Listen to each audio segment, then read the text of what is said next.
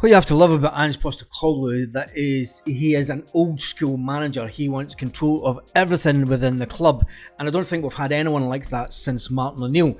Welcome to the Celtic FC News this morning. In today's Celtic FC News, we're going to talk about the breaking news, this transfer news that has been breaking this morning that Ange Postecoglou has been talking about. We're going to talk about someone that is on loan from Celtic at the moment, and Celtic are over the moon with the way that the loan has went this season. And I'm also going to talk about the North Curve and a Celtic statement that was put out yesterday evening. So back to Postecoglou, he's been talking about he has an incredible strike rate. He's been absolutely fantastic since he came to Celtic. Celtic lost a lot of big name players when he first came in. The likes of Scott Brown was irreplaceable. Edwards, Ayer, Ryan Christie. Ryan Christie, people liked him, they didn't like him, but he was a fantastic player for us and he could score the odd goal or two that were screamers. Ange Postecoglou, talking about this summer and the summer transfers, has said, look, it is an important part of my role. I've always felt it was an important part of my role. The nature of the task when I came in, it wasn't a case of picking an established core group of players, it was a case of rebuilding a team. And your best chance would be with that first window, and it had a massive influence on obviously who came to the club, both players and staff. I knew what I wanted and I knew what we needed to look like. The club were really good in trusting me with the process. We obviously had a lot of success fairly on in recruiting. I think again the trust of a lot of people throughout the club in that first season.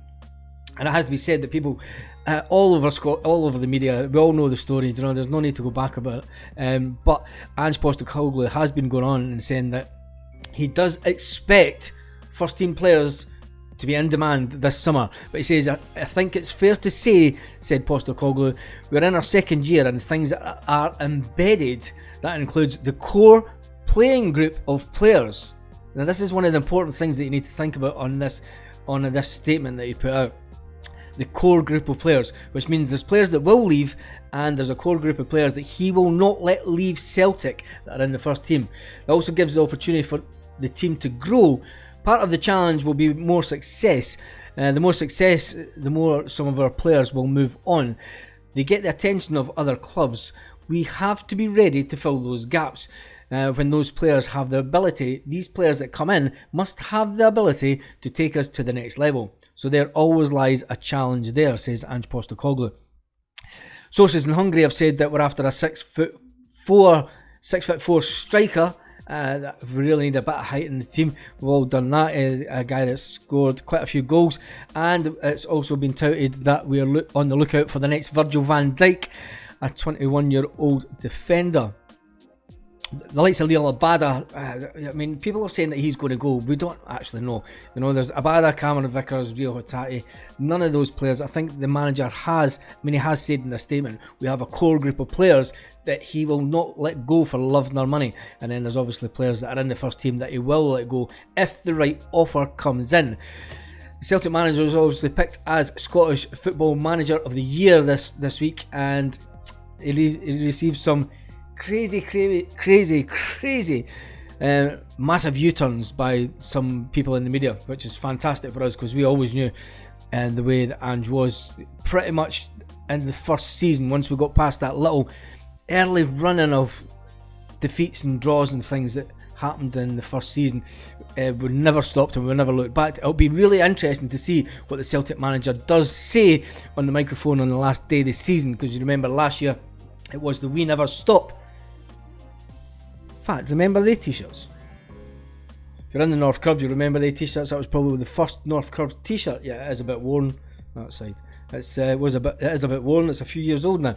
Anyway, moving on to a Celtic player that is out on loan, and Celtic have been utterly impressed with the way that the player has been this season. And even the St Johnstone stand-in manager Stephen McLean says that Adam Montgomery has been outstanding for St Johnstone this year. The left back is in a 4-man shortlist for, obviously he was in the shortlist for Young Player of the Year, but Adam Montgomery's loan from Celtic to St Johnstone has been an unqualified success, says the interim manager.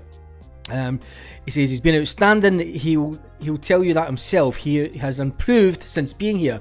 Everyone can see that he's improved, and it's masterfully known that Celtic are happy, and all credit to all parties. As a young player at Celtic, he probably didn't have to defend much, so that's why this loan has probably been good for him. Now, if you remember back to early on in Callum McGregor's career, Callum McGregor went out on loan to Norwich City for a year, and that was the turning point of his Celtic career. I know that Montgomery is still a young age, and he does have some not bad players in front of him at Celtic, but it's one of these things when you go out on loan and you come back a better person. Everyone, this guy has said, it's coming straight from St Johnstone's mouth, that says that Celtic are highly impressed and highly delighted to the way that Adam Montgomery has went this season. So, back to the Celtic women's team.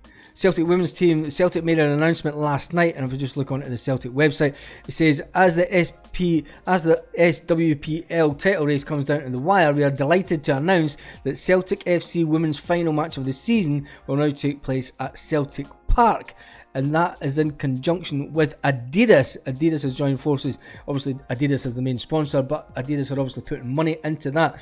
Last Thursday, Celtic overcame the league leaders Glasgow City in front of a record crowd of 9,553. Celtic Park will now host the final women's game of the season, which led... Now, you've got to ask the question now...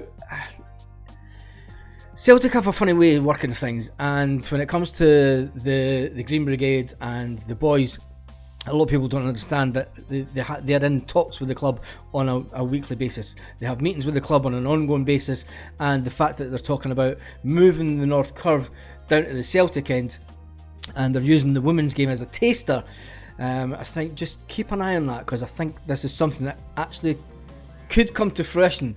And if it does come to fruition, it'll come to fruition quite quick, and I'm talking about within the next season.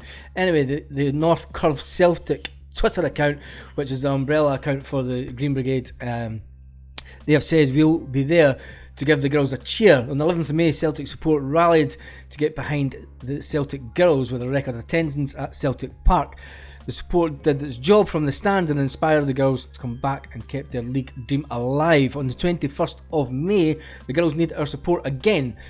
The league is in the balance, and the league is in the balance. When you look at it, if Rangers beat Glasgow City and then Celtic win, Celtic need to win by a good few more goals, as Rangers are one goal in front as it stands.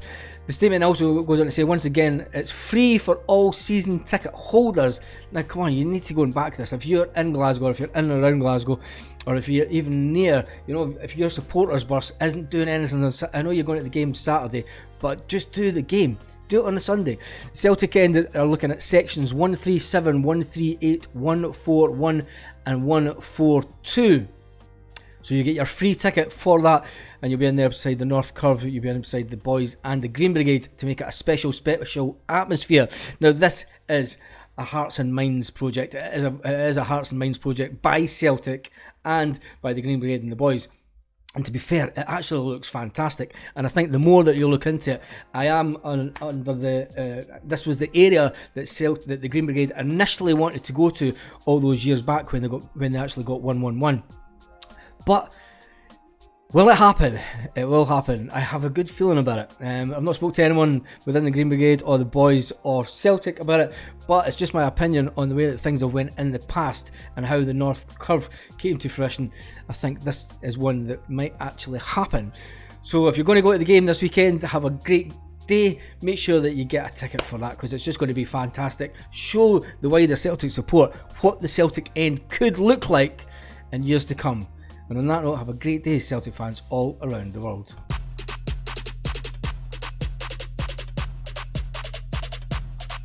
Lit. Roll up to the party, roll up to the party.